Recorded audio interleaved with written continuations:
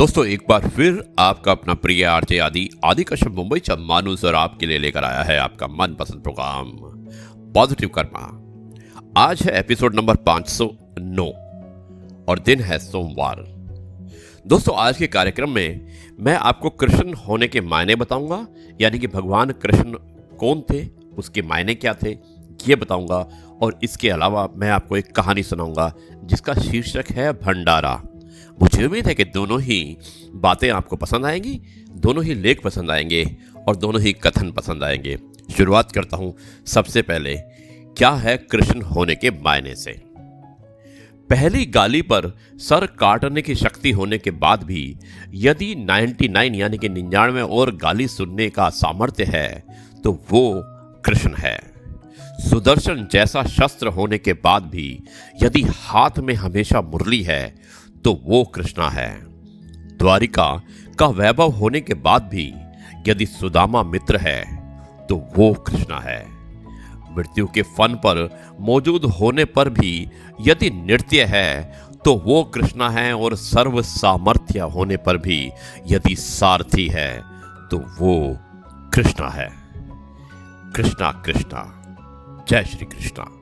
दोस्तों ये है आपका अपना प्रिय आरजे आदि कश्यप मुंबई चा मानुस और आपके लिए लेकर आया आपका मनपसंद प्रोग्राम पॉजिटिव कर्मा। आरजे आदि कुछ अलग हो जाए, इसमें मैं आपको एक कहानी सुनाने वाला हूं जिसका शीर्षक है भंडारा। और मुझे उम्मीद है कि ये कहानी भी आपको पसंद आएगी। शुरुआत करता हूं इस कहानी की कुछ इस प्रकार। 3 दोस्त भंडारे में भोजन कर रहे थे। उनमें से पहला बोला कि काश हम भी ऐसा भंडारा कर पाते। दूसरा बोला, हाँ यार, सैलरी तो आने से पहले ही जाने के रास्ते बना लेती है। तीसरा बोला, खर्चे तो इतने सारे होते हैं तो कहां से करेंगे भंडारा।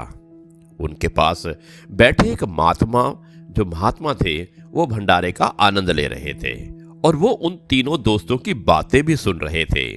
महात्मा उन तीनों में से बोले, उन्होंने तीनों को सुनाया और तीनों को बताया कि क्या कहा महात्मा जी ने कहा कि बेटा, भंडारा करने के लिए धन नहीं, केवल अच्छे मन की जरूरत होती है।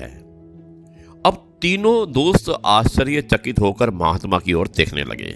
महात्मा ने भी सभी की उत्सुकता को देखकर हंसते हुए कहा, बच्चों, तुम रोज 5-10 ग्राम आटा लो और उसे चींटियों के स्थान पर खाने के लिए रख दो।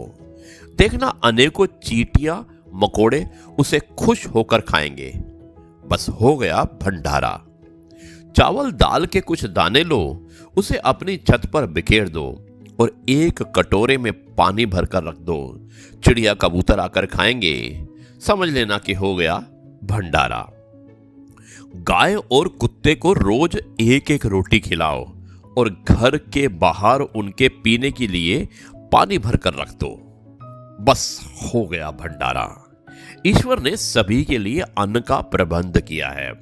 ये जो तुम और मैं यहां बैठकर पूरी सब्जी का आनंद ले रहे हैं, इस अन्न पर ईश्वर ने हमारा नाम लिखा हुआ है। बच्चों, तुम भी जीव जंतुओं के भोजन का प्रबंध करने के लिए जो भी व्यवस्था करोगे वो भी उस ऊपर वाले की इच्छा से ही होगा। यही तो है भंडारा। महात्मा बोले, बच्चों, जाने कौन कहां से आ रहा है और कौन कहां जा रहा है किसी को भी पता नहीं होता, और ना ही किसको कहां से क्या मिलेगा या नहीं मिलेगा ये पता होता है। बस सब ईश्वर की माया होती है। अब तीनों युवकों के चेहरे पर एक अच्छी सुकून देने वाली खुशी छा गई। उन्हें भंडारा खाने के साथ साथ भंडारा करने का रास्ता भी मिल चुका था। ईश्वर के बनाए प्रत्येक जीव जंतु को भोजन देने के ईश्वरीय कार्य को जन कल्याण भाव से निस्वार्थ करने का संस्कार हमें बाल्यकाल से ही मिल जाता है। गर्व है हमें अपनी संस्कृति पर।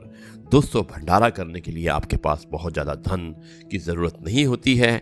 आपका मन खुला होना चाहिए। आप मन से कुछ भी सेवा कीजिए, क्योंकि भंडारा एक सेवा होती है और वो ज़रूरी नहीं है कि आप मंदिर में करें, वो अपने घर में भी कर सकते हैं। ये है आपका अपना प्रिय आरजे आदि कश्यप मुंबई चा मानुस और आपके लिए लेकर आया आपका मनपसंद प्रोग्राम पॉजिटिव कर्मा। आज एपिसोड नंबर था 509 और मुझे उम्मीद है कि यह कार्यक्रम आपको पसंद आया होगा। अब मैं इस कार्यक्रम को यहीं पर समाप्त करता हूँ। कल एक बार फिर मुलाकात होगी नई बातों के साथ। तब तक के लिए कहता हूँ नमस्कार, जय हिंद, वंदे मातरम, भारत माता की जय, जय जवान जय किसान, जय गुरुजी, शुक्राना गुरुजी।